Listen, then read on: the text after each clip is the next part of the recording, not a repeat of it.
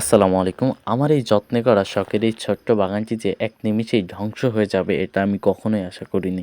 মূলত এই বাগানে আমি শাকসবজি চাষ করি, এছাড়াও আপনাদের কিছু টিপস দেওয়ার চেষ্টা করি।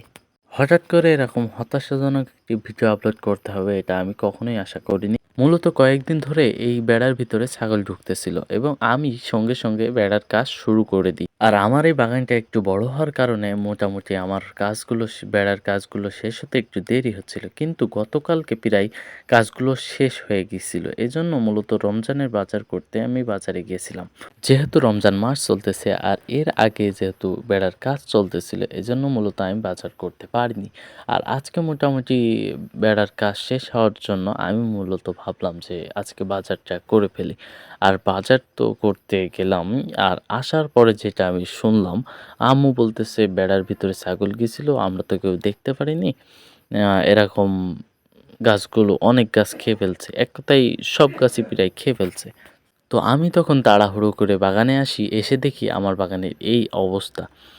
তো মূলত আপনাদের কাছে একটাই চাওয়া, চ্যানেলটা সাবস্ক্রাইব করে রাখবেন। অবশ্যই আমি সুন্দর সুন্দর ভিডিও উপহার দেব আপনাদের মাঝে ইনশাল্লাহ।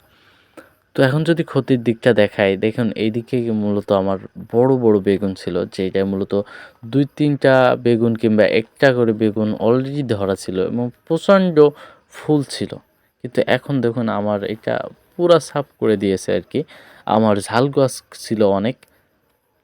আমি ২৫-২৬টা ঝাল গাছ কিনছিলাম। সেখান থেকে হয়তো সব আমি বাছাইতে পারছিলাম না। আসলে এই বাগানটা খুবই কষ্ট করে আমি এ পর্যন্ত আনছি।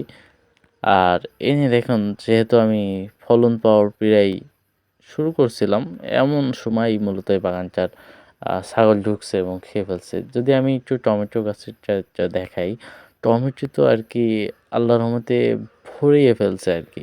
এটা দেশি টমেটো, তারপরে দেখেন কত পরিমাণ ফলন হয়েছে। একটাই 10টা পর্যন্ত হয়েছে। এত পরিমাণ টমেটো হয়েছে আমার। আল্লাহর রহমতে আমার এই গাছটা তেমন একটা ক্ষয়ক্ষতি হয়নি, কারণ এই পাশ দিয়ে ছাগলটা ঢুকছিল আর এর অর্ধেকটা হয়তো ভেঙে গিয়েছে আর কিছু খেয়েছে। তার পরপরই এই ঝাল গাছগুলো খেয়েছে, বেগুন গাছগুলো খেয়েছে।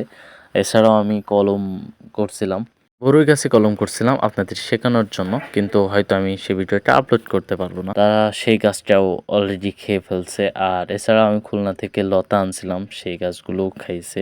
যেহেতু এই সময়টায় আমার ভিডিও করতে ইচ্ছা করতেছে না, তারপরেও আপনাদের দেখানোর জন্য আমি ভিডিওটি করলাম। আসলে এত খারাপ লাগছে আমার যে আমি এই জায়গায় কত কষ্ট করছি।